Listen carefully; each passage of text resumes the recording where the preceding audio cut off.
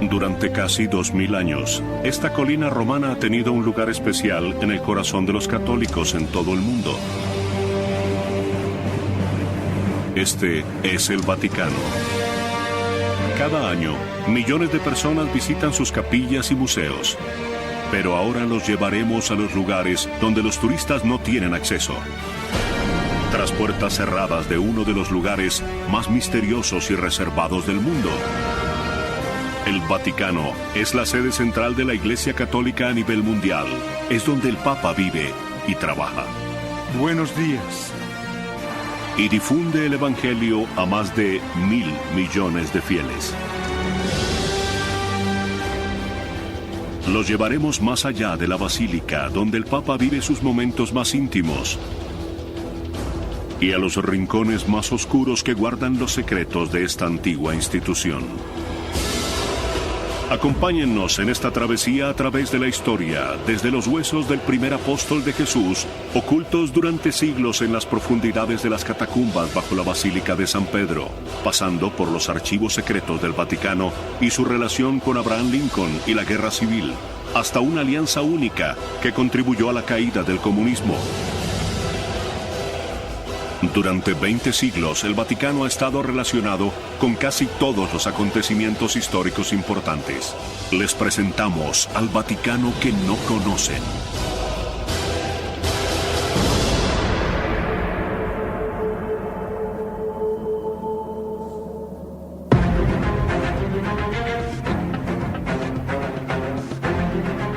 Domingo en Ciudad del Vaticano, el centro espiritual de los católicos de todo el mundo. Pero hoy no es un día normal en la Santa Sede. Se realizan los preparativos.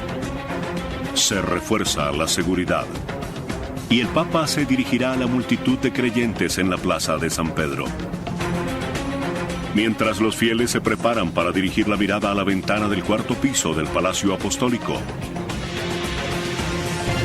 Su Santidad el Papa Benedicto está sentado al lado de otra ventana a 35.000 pies de altura. El Santo Padre está de regreso de un viaje al extranjero y nuestras cámaras lo acompañan en su viaje. Aunque el Papa viaja con estilo, no tiene su propio avión.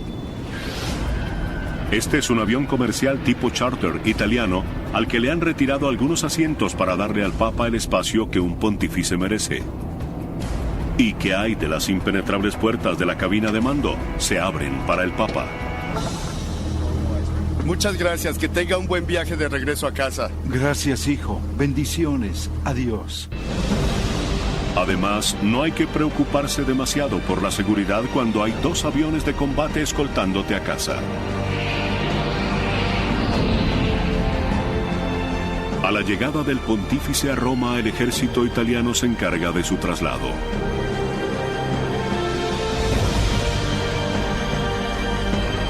Vuelan por encima del tráfico de Roma hasta su hogar en el Vaticano. Mientras su santidad está en camino, los secretarios personales del Papa Benedicto, Georg y Miroslav, se preparan para su llegada.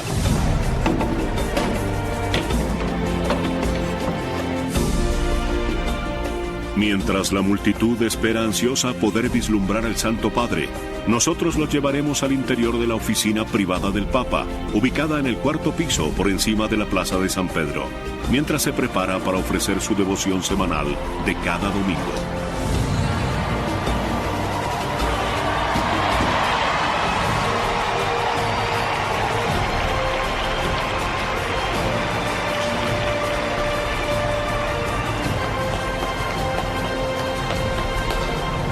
Queridos hermanos y hermanas, la lectura del Evangelio de este domingo es una bella tradición, aunque es muy difícil ver al Papa desde abajo en la plaza. Solo se observa una pequeña figura vestida de blanco. Es muy conmovedor.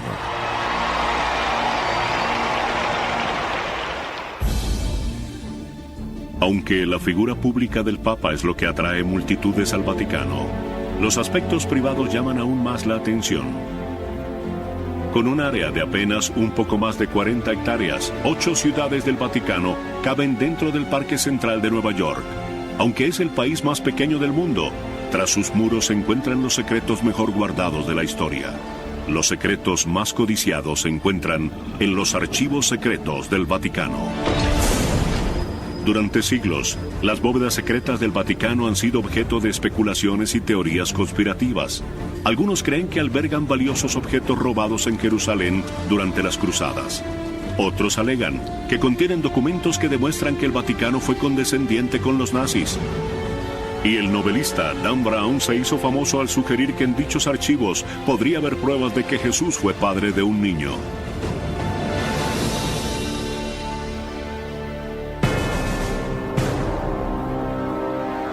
Los archivos secretos están ocultos a plena vista. La entrada sin nombre se encuentra aquí cerca del estacionamiento de los empleados al lado de la biblioteca. Justamente debajo de estos puestos de estacionamiento se encuentra esta bóveda subterránea de 2 pisos.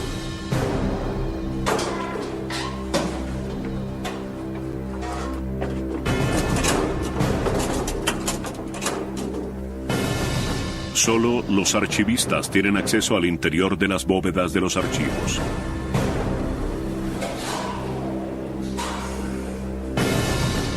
Pero se nos ha permitido ir más allá para mostrarles a ustedes el interior de los archivos secretos del Vaticano. Luca Carboni, curador de los archivos, nos ha otorgado un acceso exclusivo a esta inmensa colección de documentos históricos.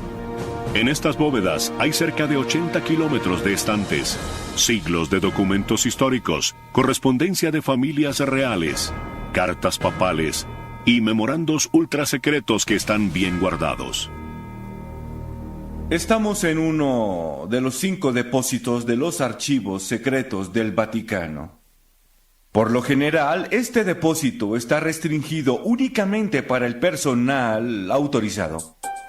Uno de los documentos más interesantes de los archivos es una nota escrita a mano por Miguel Ángel, que data de enero de 1550, mientras construía la cúpula de la Basílica de San Pedro. El Papa estaba enfermo y se habían suspendido los trabajos en la basílica, por lo que Miguel Ángel suplicaba a un obispo el pago de los 3 meses de salario que les debían a sus trabajadores. «Se lo ruego, su ilustrísima», escribió, «por el amor de San Pedro, su servidor Miguel Ángel». Muchos creen que este es el origen del popular eufemismo en el idioma inglés, por el amor de Pedro. Increíblemente, esta carta apenas se descubrió en la última década. ¿Cómo una carta manuscrita de un artista tan famoso pudo haberse perdido durante tantos años? Napoleón es el culpable. En 1808, Napoleón estaba cerca de lograr su meta de dominar toda Europa. Con su ejército posicionado al norte de Italia, le exigió al Papa Pío VII que le entregara los estados pontificios a Francia. La respuesta del Papa fue la excomunión de Napoleón, por lo que éste ordenó que arrestaran al Papa. Luego, para afianzar su poderío sobre el papado, Napoleón ordenó el traslado de todos los archivos secretos a París. El Papa y los archivos secretos permanecieron encerrados durante casi 5 años. Tras la caída del Imperio Napoleónico en 1815, el Papa Pío quedó en libertad, pero el costo de transportar los archivos de regreso a Roma era muy alto. Por lo tanto, el cardenal que estaba a cargo de recuperar los archivos quemó algunos documentos. Otros miles se vendieron a mercaderes parisinos, quienes los utilizaron para envolver pan y pescado. Así que no es de extrañar que en la actualidad los archivistas continúen descubriendo documentos perdidos. Todavía estamos clasificando y ordenando los archivos. Por eso creo que aún quedan muchos documentos por descubrir. Pero, ¿cuáles son? No lo sé. Nuestras cámaras tienen acceso exclusivo a una serie de cartas privadas que se encuentran en los archivos. Las cartas ofrecen detalles asombrosos sobre la relación del Vaticano con Estados Unidos, como por ejemplo, esta carta casi nunca vista de la época de la Guerra Civil, que es tan frágil que se debe manipular con guantes blancos. Esta es una carta del presidente de los Estados Unidos de Norteamérica, Abraham Lincoln, al Papa. Data del año 1863. Esta es una carta formal, una carta burócrata en la que Lincoln le presenta al Papa a su enviado especial. Probablemente esta carta la escribió el secretario de Abraham Lincoln. Podemos ver la firma original del presidente en la parte posterior con una tinta diferente. Aquí tenemos la firma original del presidente Abraham Lincoln. Cuando Lincoln envió la carta, la guerra civil era atroz. Los soldados de la Confederación habían invadido el norte. La Unión había sufrido más de 250,000 bajas. No obstante, Lincoln no hace referencia al sangriento y mortal conflicto.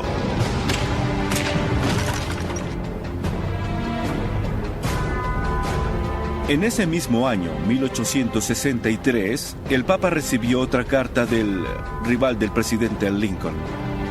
Esta carta dirigida al Papa describe vívidamente el horror de la guerra civil en curso y las desgracias que había traído a personas inocentes. El remitente, Jefferson Davis, presidente de los Estados Confederados de Norteamérica. Esta no es una carta formal o burocrática como la carta de Lincoln. Es una carta en la que Davis le escribe al Papa el horror de la guerra. Probablemente la verdadera intención de esta carta era que el Papa reconociera los Estados Confederados. Sorprendentemente, pocos meses después el Papa Pío respondió al líder de la Confederación. El Papa respondió y llamó a Davis Presidi Federatarum Americae Regionum. Esto significa presidente de los Estados Confederados.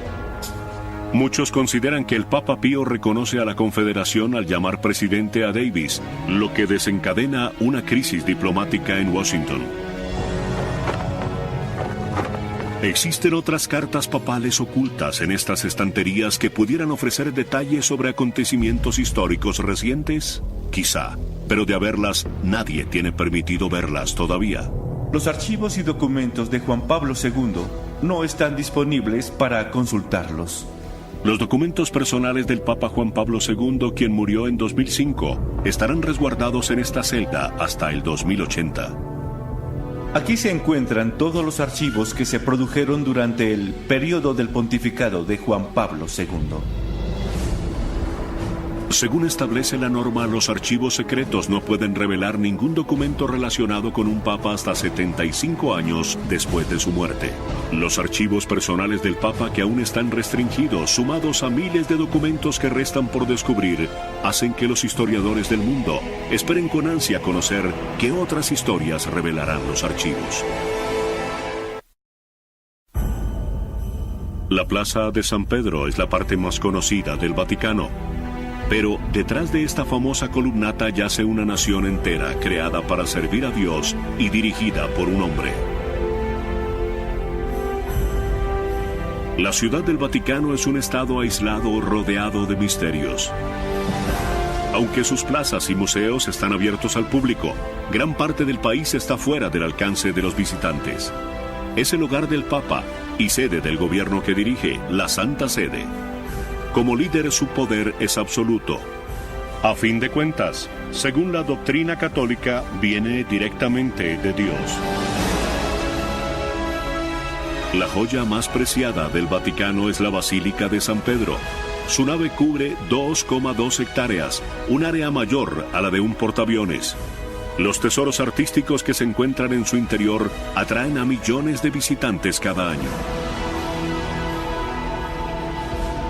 Pero muy pocos de esos visitantes saben que debajo de este templo de Dios yace una ciudad de la muerte.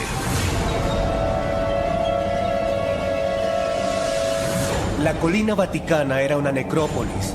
La cultura original anterior a la romana era la cultura etrusca. Tenían una diosa, como los dioses paganos, llamada Vática, que era la diosa de los muertos, la diosa del inframundo. Y vivía en la colina vaticana. Es un buen nombre para un cementerio. Actualmente, la Basílica de San Pedro está situada encima de ese antiguo cementerio y de algunos de los personajes más sagrados del catolicismo. Justamente debajo de la cúpula de Miguel Ángel se encuentra la entrada a un laberinto de cavernas donde por lo general no se admiten cámaras. Conduce al que quizás es el tesoro más preciado del Vaticano. El cardenal Angelo Comastri, arcipreste, director de la basílica, nos guiará a través de sus grutas y nos mostrará el confesio, un área sagrada cuyo acceso está permitido únicamente a los miembros de mayor rango de la iglesia. Dentro se encuentra una pista relacionada con el propio Jesucristo. Nos encontramos en el centro de la basílica, debajo del baldaquino de Bernini, debajo de la cúpula de Miguel Ángel. Aquí pueden ver el símbolo que caracteriza a San Pedro, la cruz invertida. La historia de esta majestuosa basílica comienza en el año 64 después de Cristo, cuando el iracundo emperador Nerón ordena incendiar una zona de barrios para abrir espacio y construir un nuevo palacio. El fuego se descontrola y casi destruye toda Roma. Nerón necesitaba un chivo expiatorio. Y los miembros de un culto emergente que se hacen llamar cristianos, dirigidos por el apóstol Pedro, son el blanco perfecto.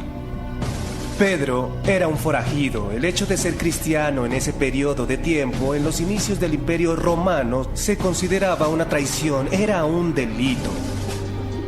Nerón acorraló a los cristianos y ordenó ejecutarlos públicamente, incluso a Pedro, su líder de 64 años, el primer discípulo de Jesucristo. Según la leyenda, Pedro pidió que lo crucificaran al revés. Sentía que no era digno de morir como su Salvador. Se dice que Pedro fue enterrado en una tumba poco profunda en la colina vaticana. Con el paso de los siglos, esa tumba se perdió. En el siglo IV, el cristianismo ya se había popularizado, tanto así que el emperador romano Constantino construye una nueva iglesia en la colina vaticana. Aunque no se sabía la ubicación exacta de la tumba de Pedro, la iglesia se construye donde los rumores indicaban que estaban sus huesos. Constantino se dirige hacia donde le indican las leyendas locales y construye la primera basílica de San Pedro. No es inteligente conmemorar de una manera física el sitio donde se encontraba Pedro. Recordemos que la población era analfabeta. En el siglo XVI el papado se ha tornado rico y poderoso. Y comienza la construcción de una nueva iglesia digna de su poderío. Esta nueva basílica de San Pedro es la obra maestra del Renacimiento que aún permanece sobre la basílica original y sobre la supuesta tumba de San Pedro. El cardenal Comastri nos llevará a las profundidades de las grutas donde aún permanecen algunas ruinas de la antigua basílica. Nos dirigimos hacia el lugar más sagrado de la Basílica de San Pedro. El más sagrado lugar es la Capilla Clementina, donde se encuentran el altar original y el corazón de la antigua basílica. Pedro murió aquí. Aquí fue la crucifixión de Pedro. Su sangre impregnó toda la tierra de esta colina. La sepultura de Pedro es la razón por la que se construyó la basílica. Digamos que este es el cofre que guarda el tesoro de la basílica. El tesoro encontrado aquí no es oro ni plata, sino algo mucho más valioso, que aún yace enterrado debajo del altar de la capilla. Fue aquí en 1939 que se hizo un increíble descubrimiento durante el papado de Pío XII. Cuando los obreros excavaban debajo del suelo de la gruta para abrir espacio para la tumba de Pío XI, comenzaron a desenterrar ladrillos antiguos con misteriosas inscripciones y luego hallaron huesos. Durante décadas, arqueólogos del Vaticano excavaron en secreto debajo del suelo de la antigua basílica. Lo que hallaron es increíble. Debajo de la nave de la Basílica de San Pedro había un cementerio de la época de Cristo. A través de un pasadizo, al lado de la Capilla Clementina, el cardenal Comastri nos ofrece una visita exclusiva a este laberinto de catacumbas antiguas que solía estar oculto. Ahora podemos observar de cerca el resultado de la excavación que ordenó Pío XII. 9 metros debajo del altar de la Basílica de San Pedro, los arqueólogos descubrieron un nicho en cuya pared hallaron grabados rudimentarios. Son inscripciones hechas por los cristianos en los años 200 o 300 después de Cristo. Descubrieron una inscripción muy famosa en griego que decía Petros Eni, Pedro está aquí. Pero ¿son estos grabados antiguos realmente prueba fehaciente de que este es el lugar donde descansa Pedro? También hallaron una abertura cubierta por completo de mármol, lo que indica que algo muy precioso se encontraba en ese compartimiento. Dentro del nicho había una caja llena de huesos. Al estudiarlo se demostró que eran los restos de un hombre de entre 60 a 70 años de edad, la edad de Pedro cuando se convirtió en mártir en la colina vaticana. En los huesos había rastros de hilos morados y dorados, característicos de las vestiduras de un cadáver enterrado en una tumba sencilla y fuerte indicio de que estos son los restos de San Pedro.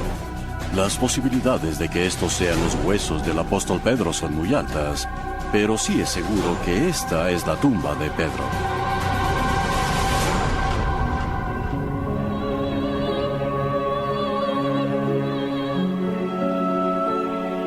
Después de visitar la sepultura del primer papa de la historia, San Pedro, el cardenal nos mostrará el lugar del descanso eterno del último Santo Padre, Juan Pablo II.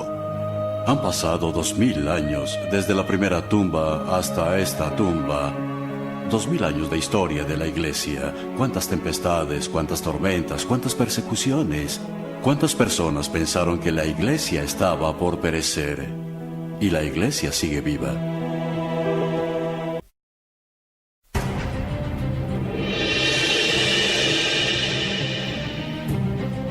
Julio de 2009.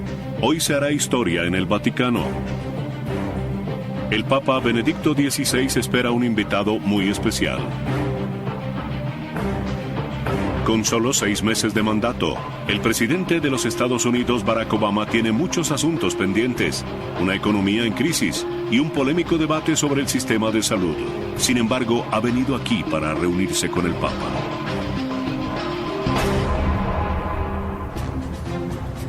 Cuando un presidente en ejercicio se reúne con el Papa, se debe cumplir un estricto protocolo. Se toman fotografías. Se intercambian obsequios. Es precioso. Creo que debemos buscarle un sitio de honor. Según la tradición del Vaticano, las mujeres deben vestir de negro y llevar velo.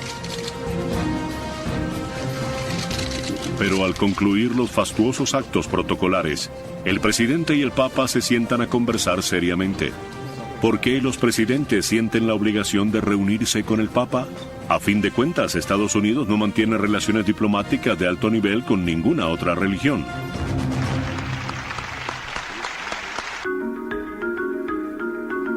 Esta relación es muy importante porque reúne al líder del mundo libre con uno de los principales líderes religiosos de la civilización occidental. Tuvimos la oportunidad exclusiva de entrevistar al embajador estadounidense Miguel Díaz, responsable de mantener el diálogo entre el presidente Obama y el Papa.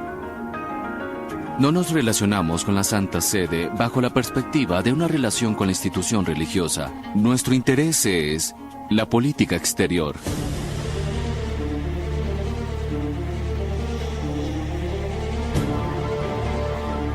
El Papa puede influir en los 1.100 millones de católicos que viven en cada esquina alrededor del mundo, y eso lo convierte en un poderoso aliado. La influencia de la Santa Sede alrededor del mundo es muy profunda. Debemos tomar en cuenta la presencia de los católicos a nivel mundial. Las ventajas de tener al Papa como aliado podrían parecer obvias en la actualidad. Pero esto no siempre ha sido así.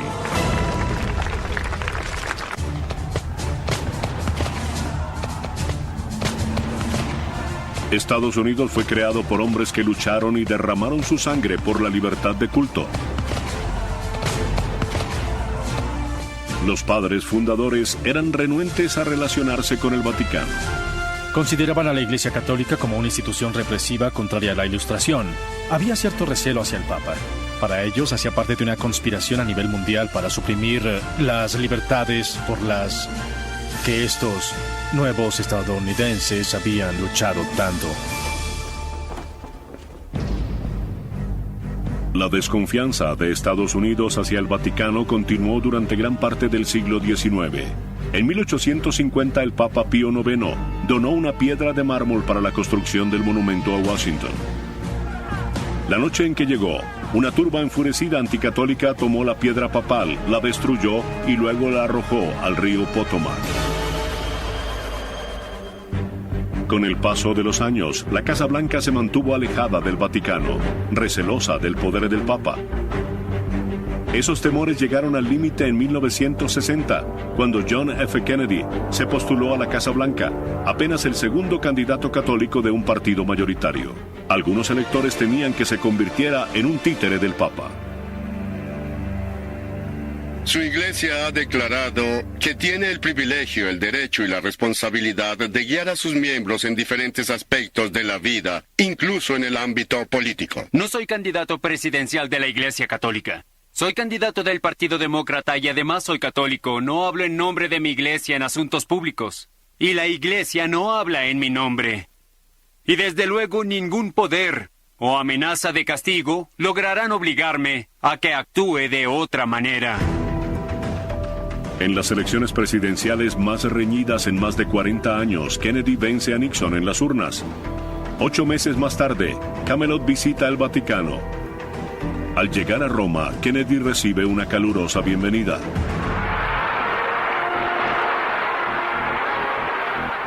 Pero en Estados Unidos algunos están preocupados. Hubo debate sobre su identidad como católico, inquietudes relacionadas con la primera enmienda y la separación de la Iglesia y del Estado.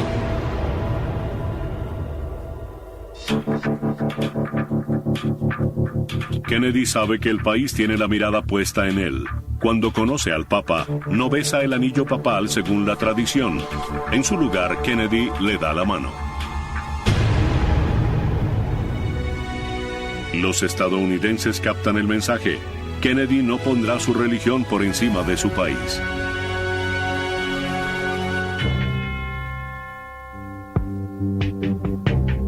Pero Kennedy contribuye a aliviar la tensión existente entre Estados Unidos y el Vaticano. Algunos piensan que si no hubieran asesinado a John F. Kennedy, quizás su segundo mandato habría conducido a la formalización de las relaciones diplomáticas. El hecho que logra acercar a la Casa Blanca y al Vaticano es la amenaza de aniquilación nuclear.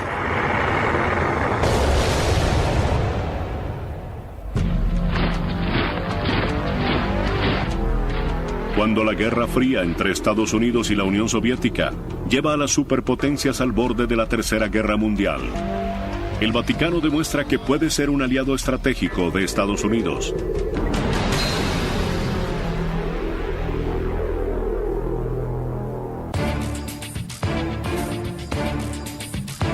El presidente Ronald Reagan visita por primera vez al Papa Juan Pablo II en junio de 1982. El político conservador y el pontífice polaco llegan a la conclusión de que comparten una convicción, que el comunismo es una amenaza para los derechos humanos en todo el mundo. Muchos historiadores consideran que estos dos personajes históricos se unieron para lograr una meta en común. Evidentemente, la caída del comunismo y la caída del muro de Berlín era algo a lo que ambos mostraban mucha resistencia.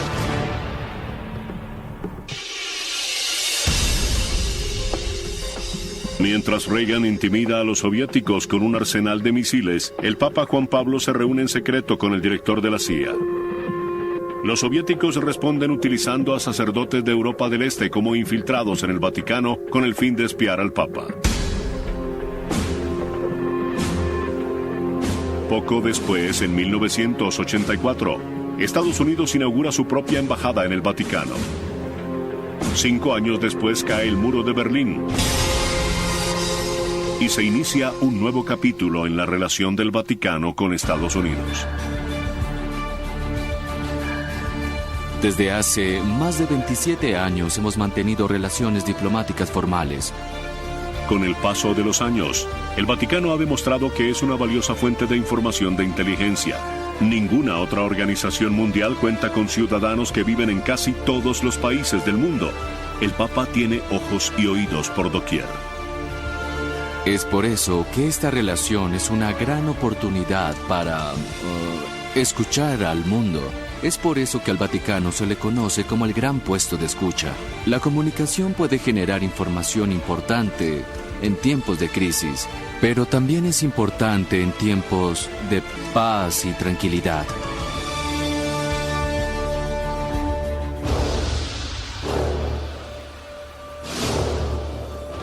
Para los espías de inteligencia estadounidenses, este puesto de escucha se ha convertido en un recurso de suma importancia. Una vez más, Estados Unidos y el Vaticano se enfrentan a un enemigo común. En 2008, Osama Bin Laden lanza una amenaza de muerte contra el Papa Benedicto. Luego vino la publicación de unos dibujos en el marco de una nueva cruzada en la que el Vaticano juega un papel muy importante y de larga data. Irónicamente, luego de los temores que se generaron a raíz de la religión católica del presidente Kennedy, es un comandante en jefe metodista quien más se acerca al Papa. George Bush se reunió en varias ocasiones con Juan Pablo II antes de su muerte y luego con el Papa Benedicto XVI.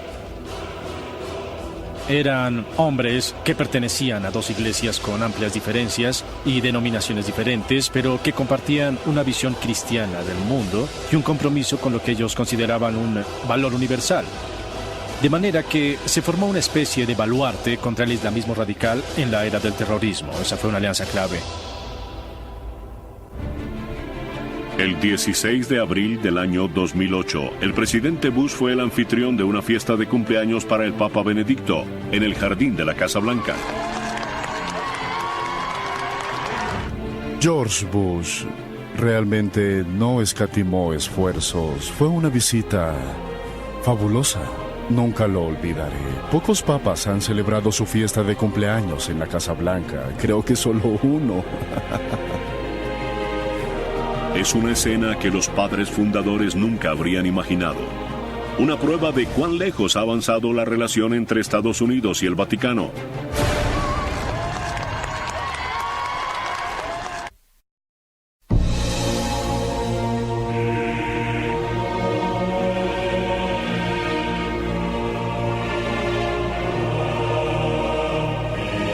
Amanece en el Vaticano.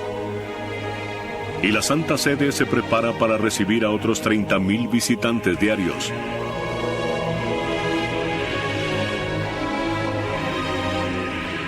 Pero mientras la plaza de San Pedro comienza a llenarse de turistas, arriba, los asistentes personales del Papa lo ayudan a prepararse para el ritual más sagrado.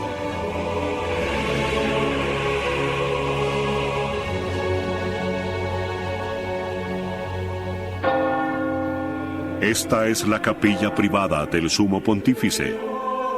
Todos los días a las 7 de la mañana, el Santo Padre celebra una misa privada. Benedicto XVI es el 256º Papa de una sucesión de papas de casi 2000 años de antigüedad. La palabra papa no entró en uso sino varios siglos después de Cristo. Proviene del griego papa, que significa padre, y el Papa es el Santo Padre. Es una denominación de honor. Él es el vicario de Cristo, el representante de Cristo en la tierra.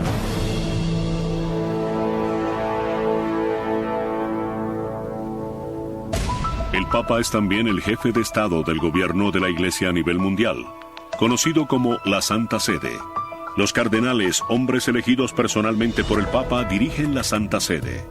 Su nombre no proviene del ave, más bien el nombre del ave viene de ellos. El rojo brillante simboliza la sangre que ellos están dispuestos a derramar al servicio del Santo Padre.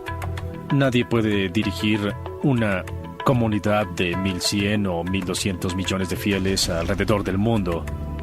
Así que establecieron una superestructura administrativa. La figura del Papa es necesaria para que sirva de mediador y de árbitro alguien que tenga la última palabra. Su santidad es también el jefe diplomático de la Iglesia. Hace un llamado a los líderes mundiales y ejerce la influencia de los católicos sobre quienes están al mando. Las apariciones de la Virgen han sucedido. En el año 2008, el Papa Benedicto viajó a Nueva York para dirigirse a las Naciones Unidas. Durante su visita tomó prestado el helicóptero de la Marina del presidente y fue protegido por el servicio secreto. Era apenas la cuarta vez que un papa visitaba el organismo internacional y el Papa Benedicto recibió una cálida bienvenida.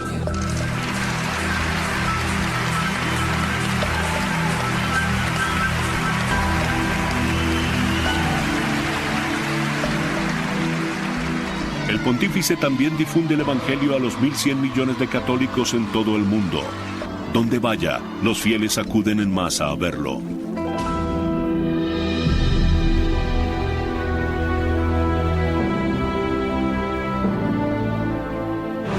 En ocasiones más sombrías, como la visita a la zona cero con los socorristas, su sola presencia sagrada trae consuelo.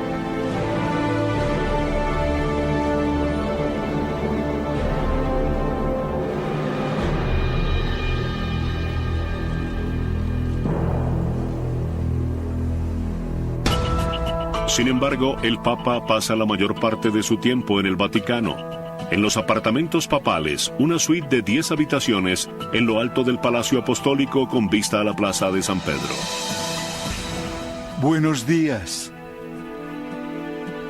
En esta toma exclusiva, dentro del estudio privado del Papa Benedicto, podemos dar un vistazo a la jornada de trabajo cotidiana del pontífice, quien recibe ayuda en todo momento de sus dos secretarios personales, los monseñores Miroslav Morsecki y Georg Ganswein, o el apuesto George, como han decidido bautizarlo los conocedores del Vaticano. Aunque es un papa moderno, la tradición se apega a un enfoque clásico. Al redactar cartas papales y decretos, el Papa Benedicto no necesita una computadora. Todos sus documentos son escritos a mano con tintero y pluma fuente. A pocos pasos de la oficina del Papa se encuentra su salón privado. En su comedor privado ofrece con frecuencia cenas íntimas en compañía de cardenales y otros invitados. Es un ambiente tranquilo, desde luego que hay que vestir la sotana y besar el anillo del Papa. Luego nos invita a todos a hacer una pausa y bendice los alimentos.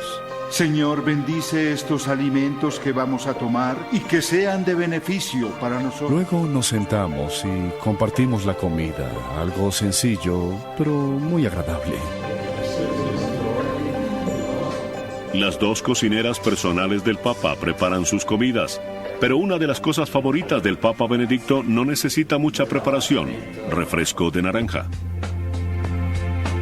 En ocasiones, después de un largo día, su santidad se dirige a su sala de estar donde le gusta relajarse y mirar las noticias.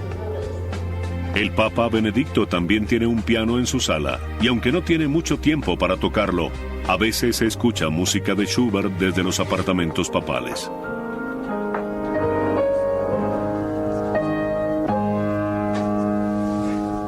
Quizás la habitación más impresionante del Papa sea un amplio armario denominado la sacristía. En su interior se encuentran algunos de los tesoros más valiosos del catolicismo que han heredado los papas durante siglos. El hermano Edward Delling es un monje agustiniano que nos otorga un acceso especial a esta invaluable colección. Esto no es un museo, es un tesoro, donde se conservan los objetos más preciados del Papa. El Papa actual todavía utiliza algunos de estos artículos. Según la tradición de varios siglos de antigüedad, él y otros dos monjes están a cargo de cuidar las vestiduras, mitras y otros accesorios del Papa. Increíblemente, la única responsabilidad terrenal de estos monjes es cuidar estos preciosos objetos. Por aquí tenemos las diferentes mitras. Esta la utilizó el Papa Juan Pablo II. Estos son los anillos que utilizaron varios papas. Luego tenemos las cruces pectorales que, por lo general, el Papa se pone encima. Aquí se guarda el bastón del Papa, denominado báculo. El Papa Benedicto lo utiliza en las procesiones más importantes. No es para caminar, es el símbolo de su autoridad y de su poder espiritual. Detrás de algunas de estas puertas no hay armarios. Son pasadizos secretos que conducen a habitaciones donde se encuentran algunos de los objetos más valiosos de la colección. Son objetos que los papas han coleccionado durante siglos. La mayoría de los tesoros del Vaticano provienen de la época del Renacimiento, el auge del poderío de la Iglesia y de su corrupción. El papado se convierte en un juguete para las familias pudientes de toda Italia. Esas familias comienzan a ganar poder y cuando lo consiguen tienen tanto dinero que ambicionan obtener más poder a un nivel superior. El papado se convierte en la joya más codiciada. ¿Qué más querría una madre o un padre para su hijo que verlo convertido en papa? Una de esas familias era la de los Borgia. En 1492 el cardenal Rodrigo Borgia se convierte en el Papa Alejandro VI. Su familia sobornó a los cardenales con grandes cantidades de plata para que lo eligieran. Una vez convertido en papa, envenena a sus rivales cardenales y luego acepta sobornos para sustituir sus puestos. Es cierto que hubo papas que no fueron muy santos en realidad. La corrupción comenzó con personas que ambicionaban obtener poder secular. Lamentablemente, esa no fue una buena época en la historia de la Iglesia. Estos papas vivían como reyes, eran corruptos, viciosos, hacían fiestas extravagantes y construyeron suntuosos palacios para ellos. Comparado con ellos, Paris Hilton luciría como una indigente. Estos horribles papas, estos papas terribles y nefastos, fueron los que crearon los objetos que las multitudes de peregrinos acuden a ver hoy en el Vaticano. Es una verdadera ironía.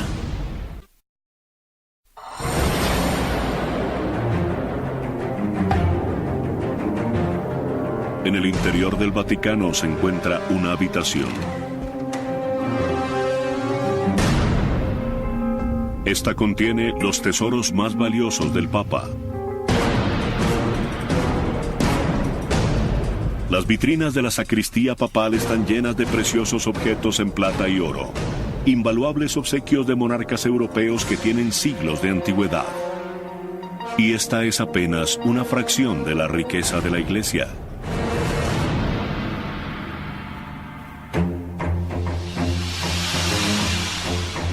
Tomen en cuenta los tesoros sagrados que están dentro de la Basílica de San Pedro, o las miles de irreemplazables obras de arte en el interior de los museos del Vaticano. Los objetos que se exhiben en el Vaticano son apenas la mitad de lo que había. Reyes y generales, así como bárbaros, saquearon objetos en el transcurso de los siglos. Imaginen si estuviera todo. Solo la Capilla Sixtina tiene un valor estimado de $800 millones. Estos tesoros visibles nos hacen preguntarnos a cuánto asciende la riqueza del Vaticano. La respuesta es complicada.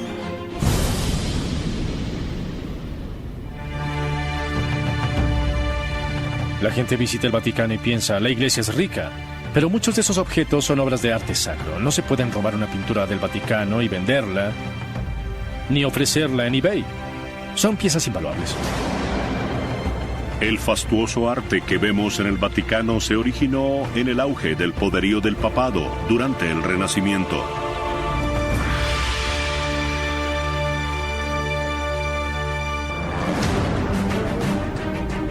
En el siglo XVI, el Papa es como un rey. Gobierna sobre un amplio territorio denominado los Estados Pontificios. Es el mayor terrateniente de Italia. De esta manera el papado deja de lado su autoridad espiritual para convertirse en una autoridad terrenal. Los papas recaudan impuestos, utilizan ejércitos para confiscar las riquezas de sus enemigos y acumulan fortunas imponiendo su autoridad como reyes. Las riquezas que acumulan les permiten crear los monumentos más apreciados del Vaticano. La Basílica de San Pedro, el techo de la Capilla Sixtina, las estancias de Rafael e incluso el Palacio Apostólico, todos creados durante el siglo XVI por estos papas pudientes. Desde luego, todo eso fue arrasado en el siglo XIX.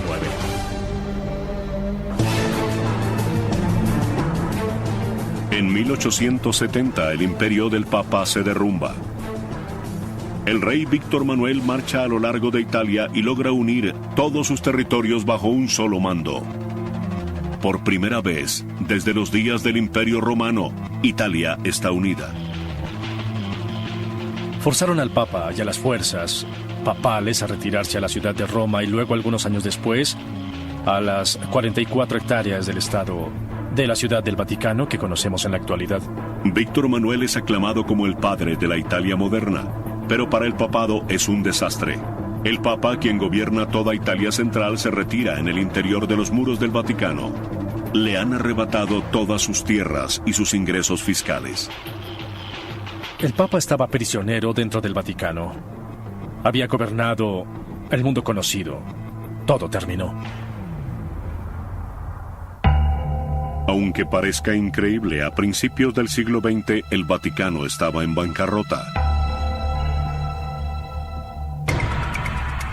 Finalmente, en 1929, Italia acuerda permitirle al Vaticano constituirse como un país independiente y le paga al Papa $92 millones. 1.100 millones de dólares actuales como compensación por la pérdida de los estados pontificios. Con ese capital inicial y las donaciones de católicos en todo el mundo, el Vaticano comienza a recuperar sus finanzas. Entonces, ¿cuánto dinero tiene el Vaticano actualmente? La mayoría de las respuestas se pueden encontrar en este importante edificio de 4 pisos. Detrás de la Basílica de San Pedro se encuentra el Palacio de la Gobernación, el Capitolio de la Ciudad del Vaticano. Sus enormes puertas casi nunca se abren para quienes no sean empleados oficiales del Vaticano. Pero al subir al segundo piso, encontraremos la oficina del presidente de la Gobernación. Yo le reporto al Santo Padre, claro. El Santo Padre es la cabeza de este pequeño estado. El Papa está a la cabeza del Vaticano, pero el cardenal Giovanni Laiolo es quien dirige las operaciones del día a día en el estado de la Ciudad del Vaticano, incluso las finanzas. Estamos a cargo de todo lo que respecta a la vida cotidiana de una ciudad pequeña que también es un estado. Somos responsables de la seguridad, respondemos por el orden en el país, del tráfico, y también velamos por los museos. Sin embargo, según las cifras del presupuesto del cardenal, la Ciudad del Vaticano no percibe muchos ingresos. Nuestros ingresos provienen de la boletería de los museos del Vaticano, de 2 pequeñas tiendas que tenemos para nuestros empleados y de la emisión de estampillas y monedas de euro. Eso es todo. Ni siquiera se recaudan impuestos. No hay impuestos. El estado de la Ciudad del Vaticano es el país más feliz del mundo en ese sentido.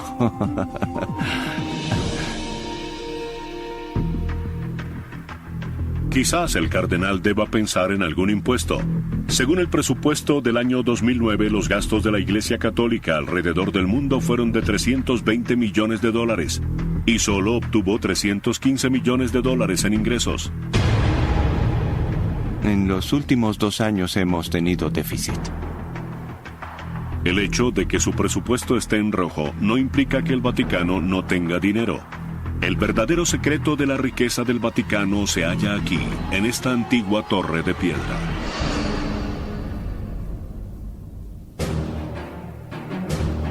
Es la sede de una de las instituciones financieras más reservadas del mundo, el Instituto para las Obras de Religión, mejor conocido como el Banco del Vaticano.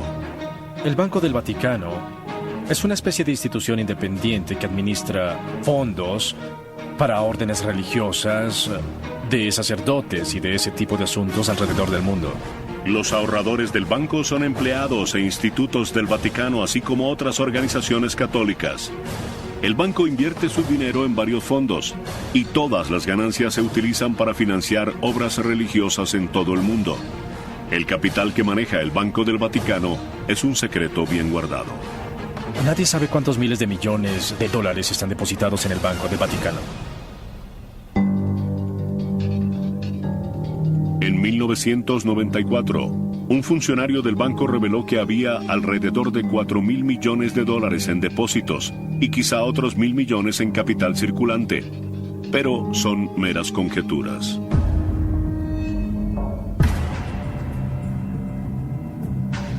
Lo que sí sabemos es que la Iglesia y sus diócesis locales son uno de los más grandes terratenientes del mundo. Se estima que el valor de sus propiedades en la ciudad de Nueva York se eleva a más de 2.500 millones de dólares. En Roma, el terreno que ocupa el Vaticano está valorado en alrededor de 1.500 millones de dólares.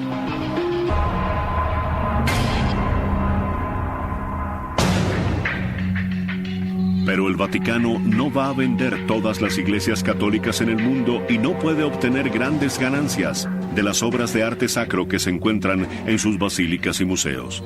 Hay personas que dicen que deberían vender todas las obras y utilizar el dinero para ayudar a los pobres. Es una noble idea, pero las magníficas obras de arte del Vaticano son también una herencia cultural y un legado de Italia. El Papa se considera un protector de ese legado.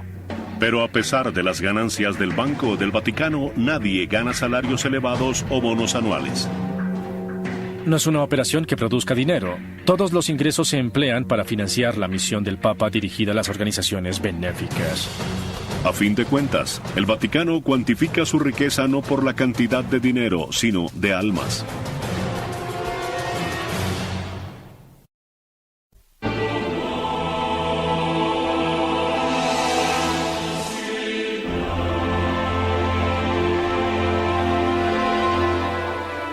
Entre los miles de adoquines de granito en la plaza de San Pedro se halla una única losa blanca. Marca el lugar de una de las mayores fallas de seguridad en la historia del Vaticano. A las 5:15 de la tarde se oyeron unos disparos.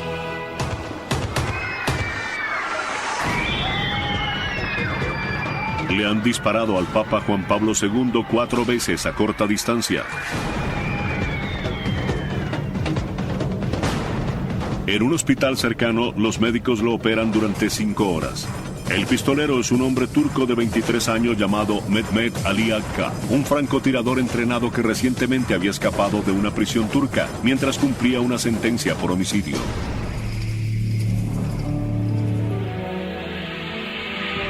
Miles de fieles seguidores del Papa Juan Pablo II se reúnen en la Plaza de San Pedro en una emotiva vigilia para esperar noticias sobre el destino de su líder espiritual. Era como el fin del mundo, no saber si viviría o no. Fue un momento muy, pero muy difícil.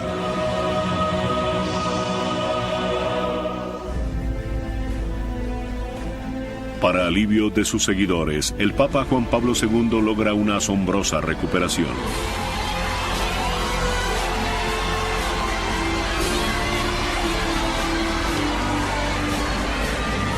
Pero para quienes protegen al Papa, nada volverá a ser igual.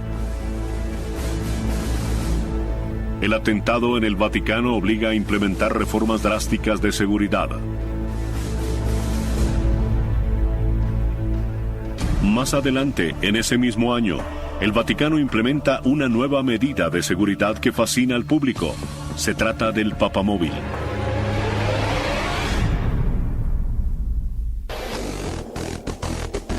El Papamóvil que el Papa Benedicto utiliza actualmente es una camioneta Mercedes-Benz clase M personalizada.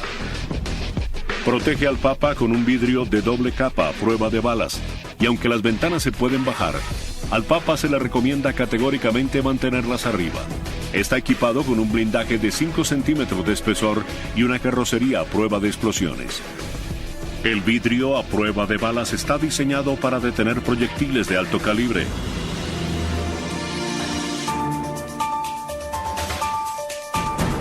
Cuando celebra audiencias públicas en la Plaza de San Pedro, el Papa Benedicto prefiere utilizar un auto descapotable, lo que lo hace más accesible a la multitud y también pone nervioso a su cuerpo de seguridad.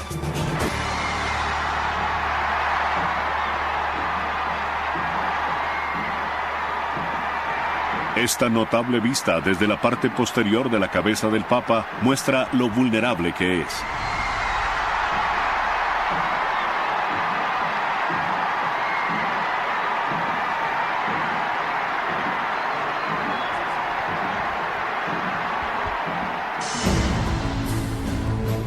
El principal responsable de su seguridad es el doctor Domenico Gianni, director de la Gendarmería del Vaticano. El cuerpo de la Gendarmería es la policía del Estado del Vaticano y está a cargo de todos los asuntos relativos a la seguridad. Los miembros de la Gendarmería siempre están alerta porque, aunque parezca increíble, la Ciudad del Vaticano tiene la tasa de criminalidad más alta del mundo, si se mide en función de su escasa población. La razón es que los millones de turistas que visitan en masa la Plaza de San Pedro y los museos del Vaticano cada año son un blanco tentador para los carteristas. Pero la responsabilidad del director de la Gendarmería es garantizar la seguridad del Santo Padre.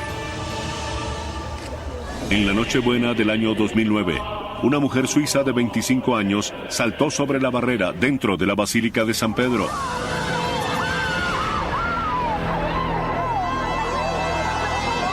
La atacante logró alar al Papa Benedicto hacia el piso de mármol de la basílica, pero gracias a su equipo de seguridad el Papa salió ileso. Al estar expuesto a ataques como estos y amenazas contra su vida donde quiera que vaya, un cuerpo de seguridad vestido de civil parecido al Servicio Secreto de Estados Unidos acompaña al Santo Padre. Pero los gendarmes no son los únicos que protegen a su santidad.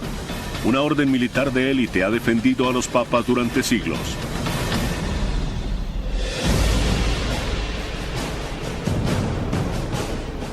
Se trata de la Guardia Suiza. La Guardia Suiza está al servicio exclusivo del Papa como sus protectores personales. Sus 135 miembros son efectivamente suizos. Y todos han recibido entrenamiento militar en el ejército suizo.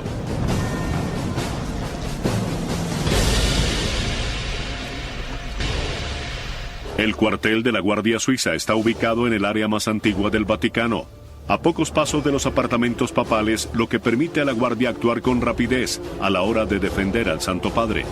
El cabo Urs Breitenmoiser lleva 13 años protegiendo al Papa.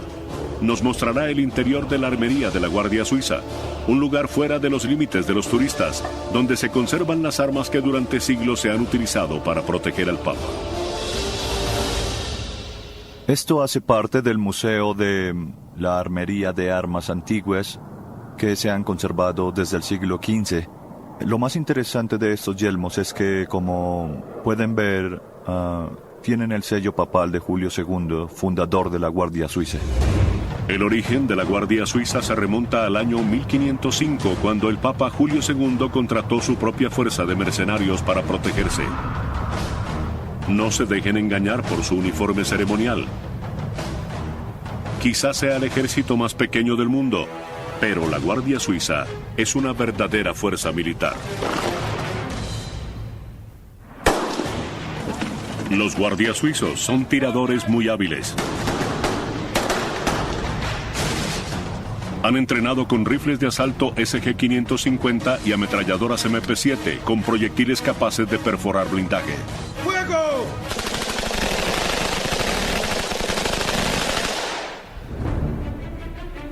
El 6 de mayo de cada año, la Guardia celebra una ceremonia muy especial donde no se permite la entrada al público. Es un ritual sagrado, pues el Papa juramenta a los nuevos miembros de la Guardia Suiza. La primera vez que estuve cerca del Santo Padre, sentí una gran emoción al poder saludarlo. Fue algo increíble. La fecha tiene un significado especial para la Guardia Suiza. Es el aniversario de su mayor sacrificio. En mayo de 1527, Carlos V y su ejército de 16,000 hombres invadieron Roma. Están saqueando la ciudad. Los soldados cabalgan dentro de la iglesia. Ponen a prueba el valor de Roma en un ataque frontal. ¿Es posible que el papado esté al borde del abismo? Superados en número y enfrentados a una muerte segura, 147 guardias suizos se mantuvieron firmes en las escaleras de la Basílica de San Pedro mientras saqueaban la antigua ciudad. Fueron masacrados, pero su misión fue un éxito. Mientras daban su vida por el Santo Padre, un destacamento de guardias escoltó al Papa Clemente a salvo fuera del Vaticano. Tuvo que huir para salvarse. Tuvo que salir corriendo y la Guardia Suiza, esos mercenarios fueron quienes lo salvaron. Huyó a través de un pasadizo secreto desde la iglesia hasta el castillo de Sant'Angelo. El Passetto di Borgio es una ruta de escape de 804 metros de largo construido dentro de una pared en el año 852. Este pasadizo, otrora secreto, conduce desde el Vaticano hasta el castillo de Sant'Angelo, fuertemente amurallado. Desde aquí el Papa Clemente resistió contra los invasores durante 8 días antes de rendirse, pero la Guardia Suiza y el Passetto habían salvado su vida.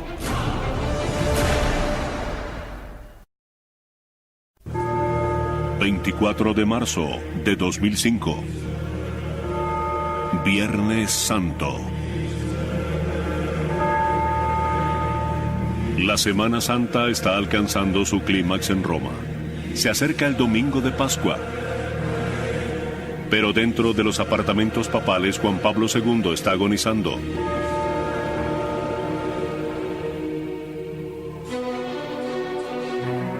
En la última estación de la tradicional procesión del Vía Crucis del Viernes Santo, en el Coliseo Romano, su imagen transmitida en vivo desde su capilla privada da la bienvenida a los fieles. No lo sabía. En lugar de ver a los fieles en su capilla privada, debió ver a los fieles que estaban en el Coliseo.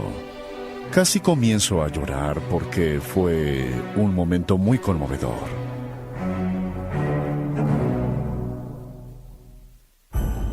Marzo 27 de 2005. Domingo de Pascua. 2 días más tarde, el Papa se asoma a su ventana decidido a bendecir a la multitud. Permanece en la ventana durante 12 agonizantes minutos, rechazando la ayuda e intentando hablar.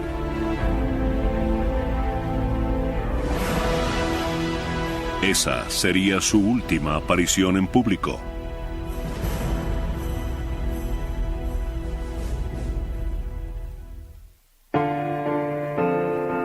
Durante los próximos días, decenas de miles de fieles comienzan a concentrarse en la plaza de San Pedro y permanecen en vigilia.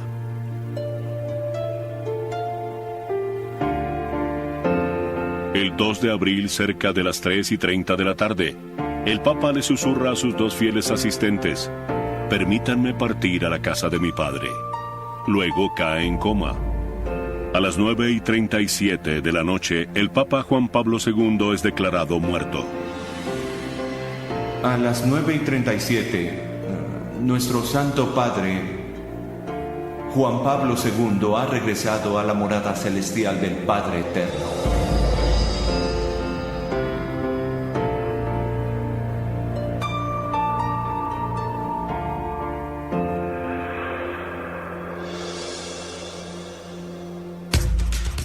Pero a pesar de que la iglesia está de luto, se comienzan a preparar diferentes rituales que tienen siglos de antigüedad. Rituales que garantizarán la transición del papado sin problemas. La muerte de un papa es el detonante de un sistema bien establecido. Se deben seguir ciertos procedimientos, no se puede dudar.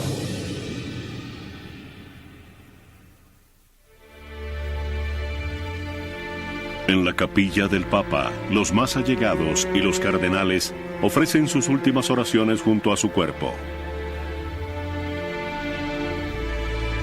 Luego se coloca el cuerpo en capilla ardiente en la Sala Clementina, donde dignatarios y jefes de Estado lo visitan para presentarle sus últimos respetos.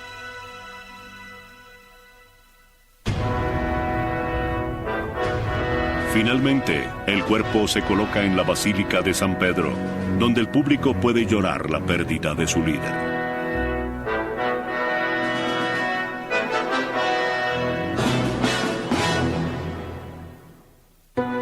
Según la tradición, el cuerpo del Papa se coloca dentro de un ataúd de ciprés. Las manos y el rostro se cubren con seda blanca. Al finalizar las últimas oraciones, descienden el cuerpo a las catacumbas debajo de la Basílica de San Pedro, su lugar del descanso eterno.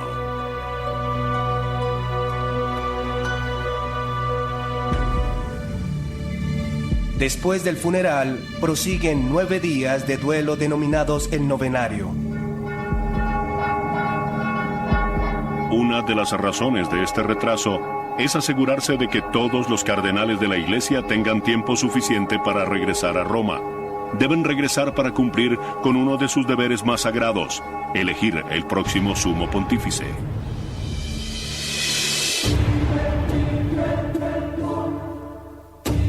Se denomina cónclave, una tradición de 1000 años de antigüedad llena de rituales que hoy sigue vigente.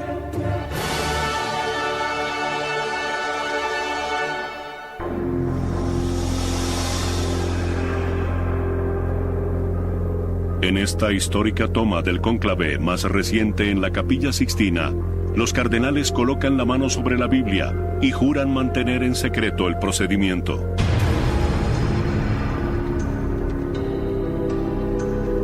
Al finalizar las últimas oraciones, el maestro papal de ceremonias pronuncia las más famosas palabras en latín. Extra omnis. Eso significa literalmente fuera todos los ajenos. El término cónclave proviene del latín cum clavis, bajo llave. Los cardenales se encierran bajo la mirada vigilante de las figuras del mural de Miguel Ángel, El Juicio Final.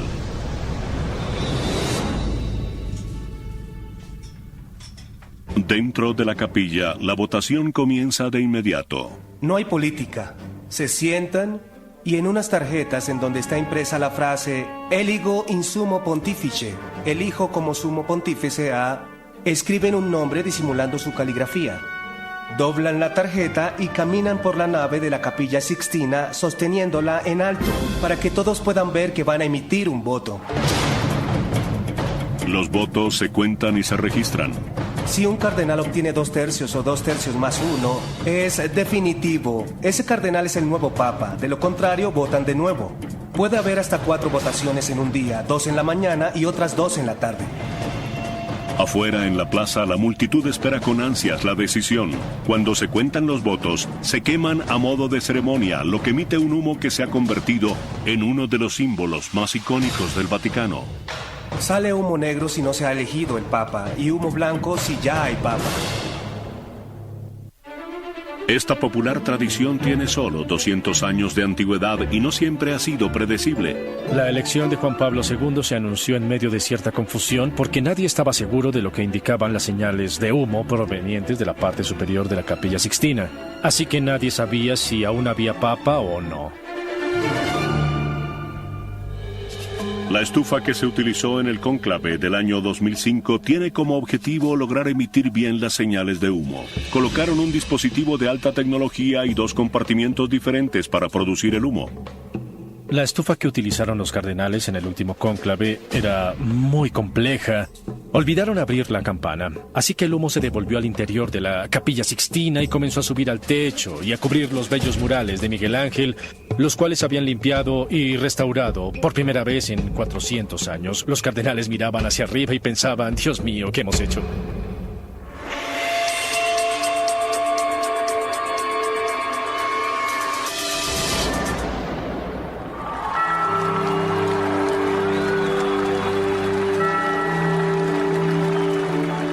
Mientras la multitud espera impaciente por conocerlo, el nuevo papa se retira a una pequeña habitación cerca de la capilla, donde lo visten con sus nuevas vestiduras blancas.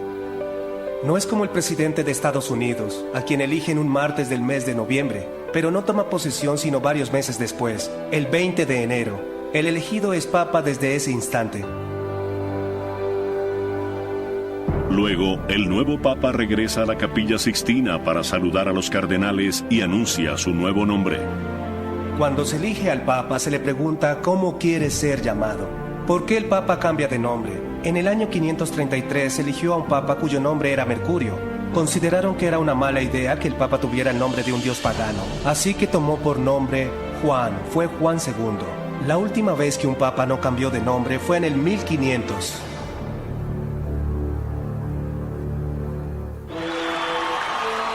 Al fin, la multitud se ve recompensada por su paciencia. El cardenal de 78 años, Joseph Ratzinger, se ha convertido en el Papa Benedicto XVI, un líder mundial, dirigente de una iglesia a nivel mundial con más de 1.000 millones de fieles.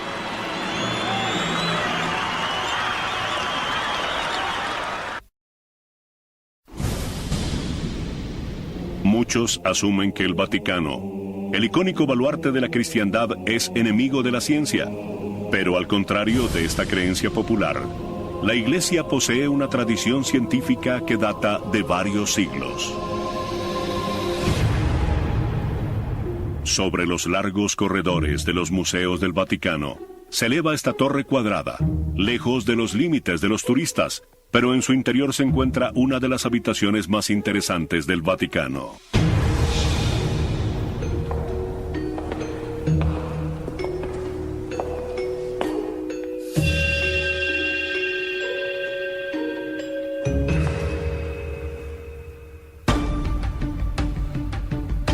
Se le conoce como la Torre de los Vientos y fue construida en 1580. En el año 45, Julio César instituyó el calendario juliano. Pero en la época en que se construyó la torre, había sospechas de que el calendario juliano estaba equivocado. Esta habitación es un instrumento científico creado para mostrarle al Papa que el antiguo calendario juliano estaba equivocado. Esta habitación se diseñó para comprobar la exactitud del calendario, midiendo la altitud del Sol al mediodía, en función de las estaciones meteorológicas. Al mediodía, el Sol proyecta un punto de luz cerca de este meridiano.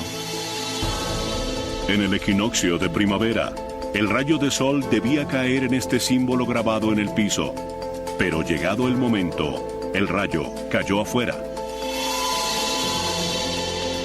Ello demostró que el calendario estaba equivocado. Un año solar era 11 minutos más corto de lo que se había planteado. Con el paso del tiempo, esos minutos se tornaron significativos. Un día por siglo no causaba muchos problemas, pero ya después de 15 días comenzaba a sumar. Por lo tanto, el Papa Gregorio XIII ordenó eliminar 10 días del mes de octubre de 1582 del calendario. También decretó que el año nuevo comenzaría el 1 de enero y no al final de marzo como estaba establecido.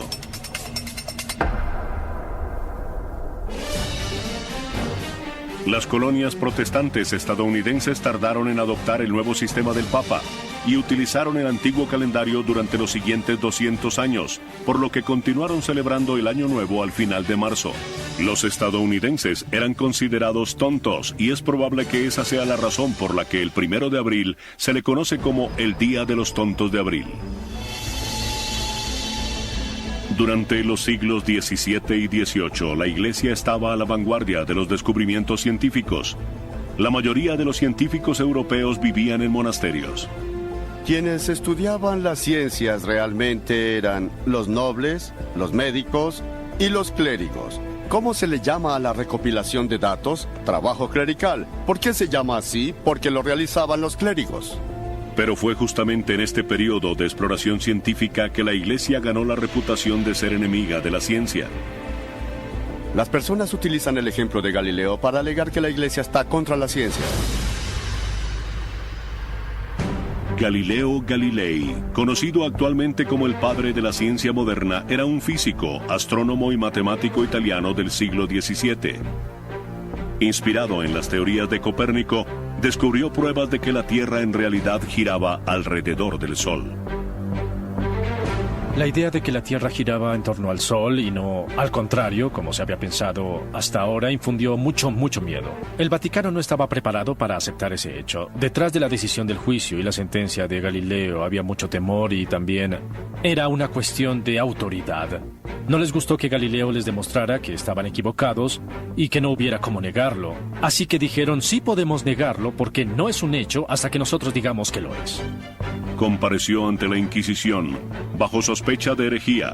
Lo obligaron a retractarse públicamente de sus descubrimientos. Galileo fue sentenciado a arresto domiciliario, por lo que se vio obligado a mantener sus hallazgos a puerta cerrada durante el resto de su vida. El Vaticano ha progresado mucho desde la época de Galileo y ya no asume que las palabras de la Biblia sean hechos científicos. Una característica de un libro científico es que dentro de 10 años estará desactualizado. La Biblia no ha perdido vigencia, por lo tanto la Biblia no es un libro científico y no ayuda en nada a intentar convertirla en un libro científico.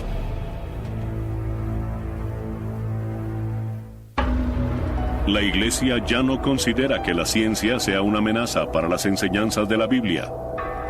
En la actualidad, cuando el Vaticano mira hacia el cielo, lo hace a través de telescopios. La astronomía es la única ciencia que verdaderamente eleva el alma humana. Incluso un niño de 6 años tiene la capacidad de mirar al cielo y decir, ¡vaya! El Papa Pablo VI tenía un gran interés en la astronomía.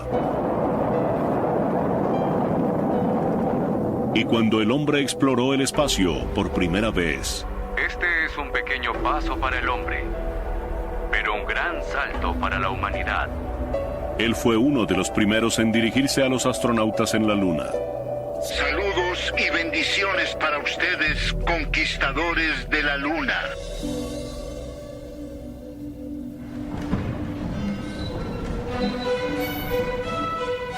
El Observatorio del Vaticano se encuentra al lado de la residencia de verano del Papa en la localidad de Castel Gandolfo. Mírenlo bien porque no está en ninguna excursión. Desde aquí el Vaticano continúa su tradición de apoyar a los sacerdotes científicos. Trabajamos principalmente en proyectos científicos que la NASA u otras grandes organizaciones nunca financiarían, bien sea porque son especulativos, porque llevan mucho tiempo o porque no se puede tener un proyecto listo a tiempo para obtener un puesto vitalicio. No debemos preocuparnos por eso.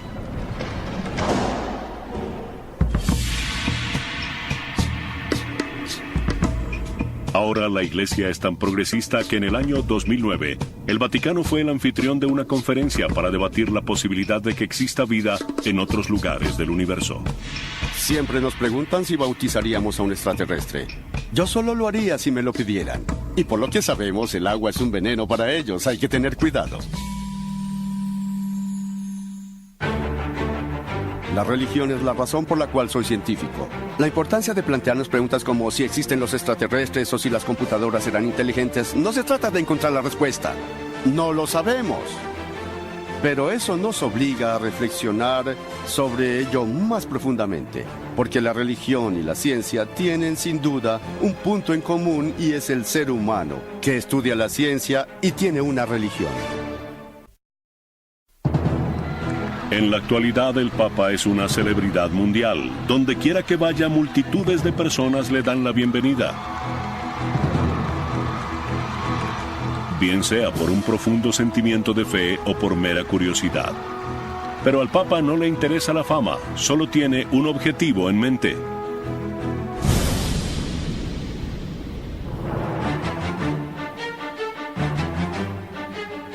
La razón de ser del papado y de la Iglesia es dar la salvación a los fieles, hacer que crean en Jesucristo como su Salvador y logren entrar al cielo.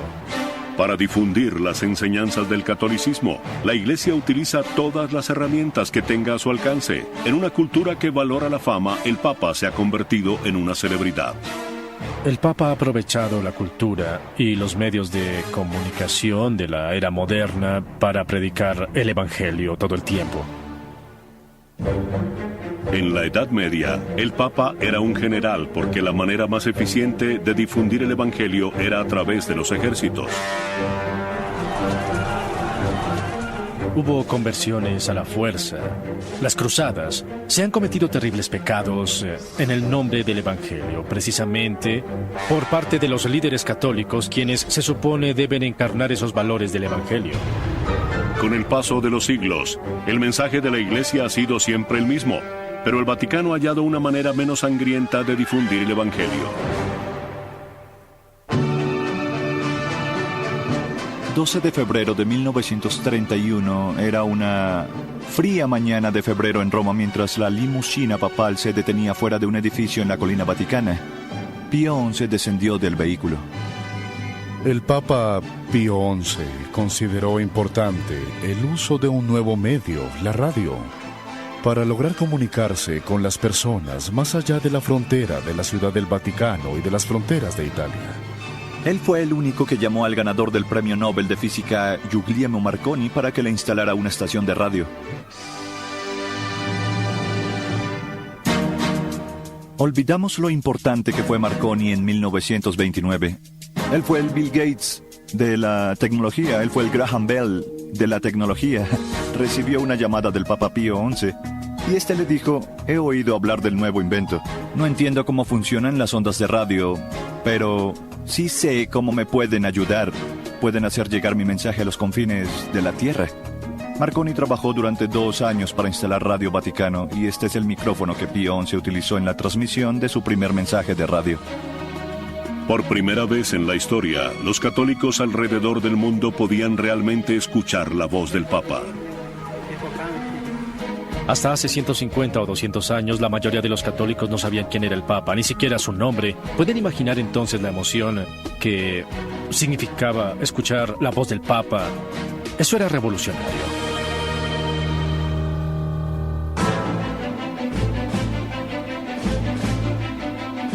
Hoy en día, Radio Vaticano tiene casi 400 empleados. Para el Papa sigue siendo la manera más efectiva de predicar el Evangelio. Sean Patrick Lovett está a cargo de transmitir el mensaje del Papa a los lugares más lejanos del globo y hoy ha invitado a nuestras cámaras tras bastidores.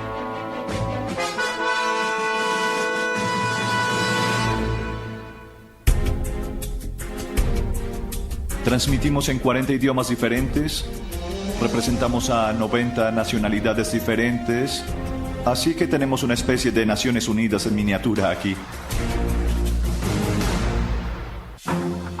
En muchos de los países donde el Vaticano desea transmitir su mensaje, la radio es el único vínculo con el mundo exterior.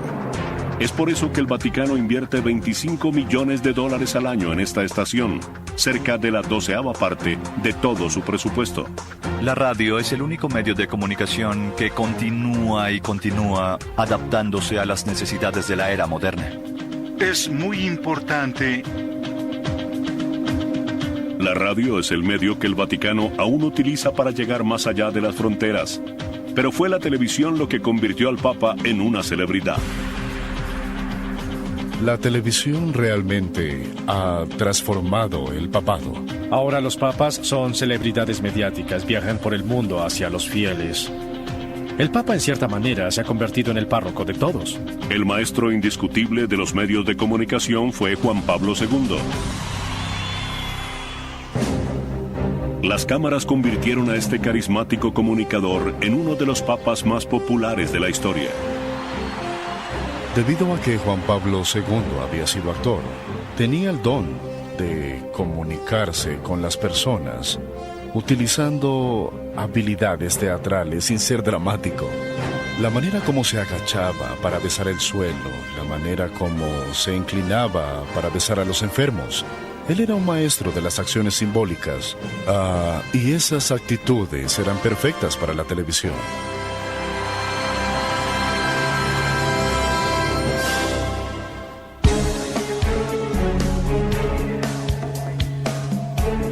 En la actualidad, un nuevo medio de comunicación se ha convertido en una nueva herramienta de evangelización para el Vaticano y podría transformar el papado una vez más. Esta es la era del Vaticano cibernético.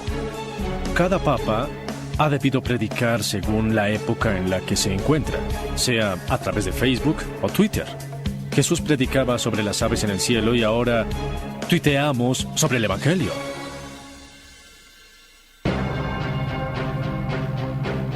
Durante casi 2000 años, el mensaje del Papa a las masas ha sido un diálogo en un solo sentido, pero ahora, gracias al Internet, las masas pueden responder. El mensaje sigue siendo el mismo, pero el medio ha cambiado.